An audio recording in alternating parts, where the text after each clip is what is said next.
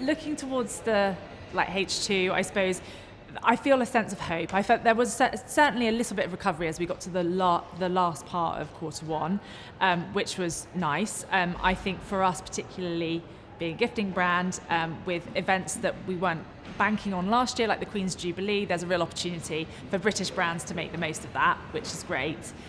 So yeah, a sense of optimism, but I think cautious optimism. I think we don't want to make the same mistakes as last year, where maybe feeling slightly more overconfident off the back of the COVID uplift.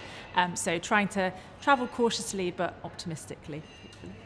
Being a very seasonal business, the next 2 quarters are always less demand. There's always less demand in Q2 and Q3 for our business, and we're more about retention. So we have a lot of customers on our database that we acquired over the last 2 years, so we'll be optimising as much that repeat purchase from them. Really, I think what will make or break our year is what happens in Q4 in terms of optimising both retention and acquisition. So where I'm standing now, very optimistic, but whatever's outside of our control could affect that. The next kind of couple of quarters, the challenges that we've got ahead of us are not going to be a surprise to anybody. Whether it's, are you recovering from the pandemic? How do you get a significant kind of sound view of where your business is compared with where it's been in the past and what your customer's looking for? Obviously just an ongoing challenge, but then you throw in things like the cost of living crisis, inflation, the ongoing war in Ukraine, kind of, and what impacts that will have, what impacts will have on the supply chain from everything that's going on. So there are definitely challenges ahead, and I think if someone told you they knew exactly how they were going to turn out and how they were going to affect their business, I would take that with a pinch of salt. So I think it's definitely something we keep an eye on, but I think what we've worked really hard at CT is that we are basing our business in a way that we're trying to make it as resilient and as agile as we possibly can. And it's something that I think we are much better prepared for now than we were 2 or 3 years ago. In terms of business, we are a solid multi-channel business. We've got stores, we've got a good e-com business, we've got a growing third-party business. So we are kind of covering as many bases as we possibly can, and trying to speak to our customer in the most intelligent and kind of appropriate way that we possibly can as well. So while the wider market and the things that we can't control might have impacts in terms of where our customer is and what their attitudes are, we feel that from a business perspective we will meet those challenges kind of where we find them, really. So optimistic, but I know there will be challenges ahead, but definitely optimism is the overriding thought. So I think there's a lot of unknown in terms of the outlook for the sector for the rest of this year. Obviously, the cost of living crisis is a big concern for everybody, and I think we're not quite sure if that's going to have further implication for us later on in the year. I think cost increases, we're feeling pressures from cost increase in our raw materials, and ultimately we'll pass that on to consumer in half 2. So I think there's some uncertainty as to how that will be received. I also think that we had a pretty big Christmas last year, full of parties everyone was planning. I think we got a little bit cut short at the end, but there's some uncertainty. We're not quite sure yet whether she's going to go as big and as hard as she wanted to last year or not. So hopefully that will continue and we'll have a good second half.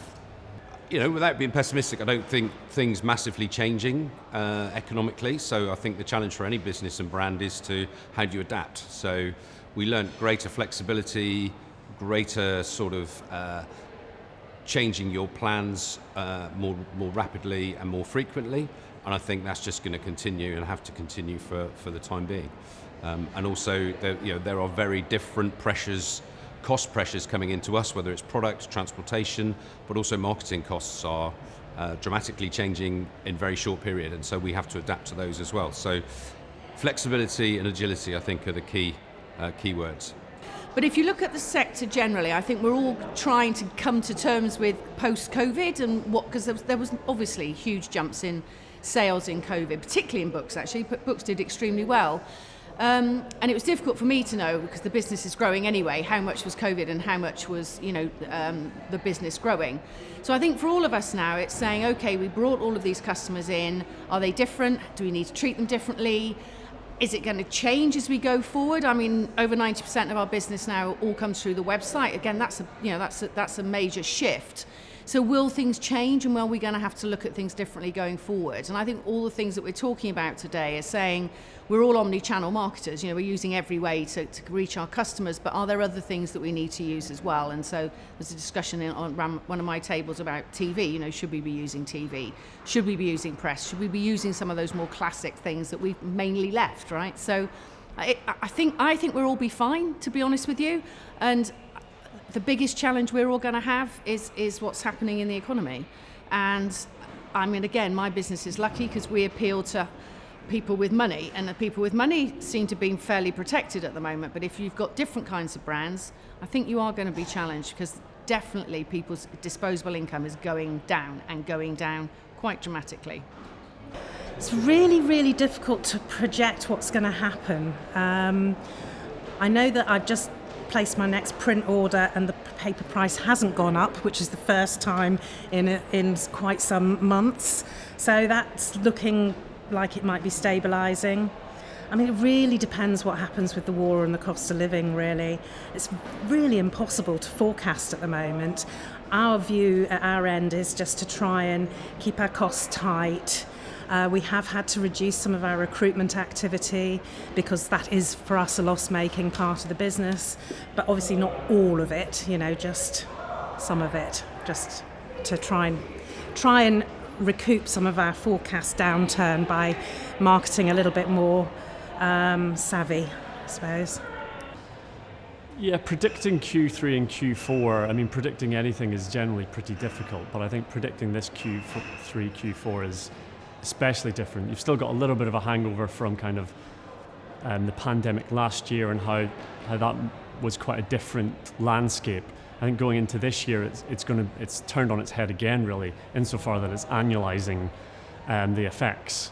I would say there's lots of macro factors that are in the melting pot that make it especially difficult. Clearly, the cost of living challenges with inflation rising, that squeeze could start to really come into effect moving into sort of Q3 and Q4. I do think that as far as the sector is concerned, I think there's probably consumer spending is probably shifting away from shopping more into those categories like travel and entertainment, where there's really been a gap in consumer spending over the last couple of years through the pandemic. I think there's going to be a switch out of shopping and into those categories, which does mean that that whole sector is going up against the tide, really, because they're now comparing performance against what was an extremely productive period last year. Now they want to maintain that momentum, but it's more headwinds now, I think. I would say from a more kind of our vertical that me and M operate in within the fashion, clearly seems very unlikely that there's going to be lockdowns in the same way that there was before. So I think you can expect a return of a lot of events and people really enjoying themselves this sort of Q3 and Q4. And so I think that's going to lend itself to kind of event dressing and all of those kind of things. So I think getting on top of that's really important. And then for me and M as a business, the key is to just keep delivering exciting product for the customer, delivered with really strong creative that brings brand affinity in the market. And if we do those things well and the supply chain disruptions are not too challenging, we're pretty confident that we can continue the momentum we're on.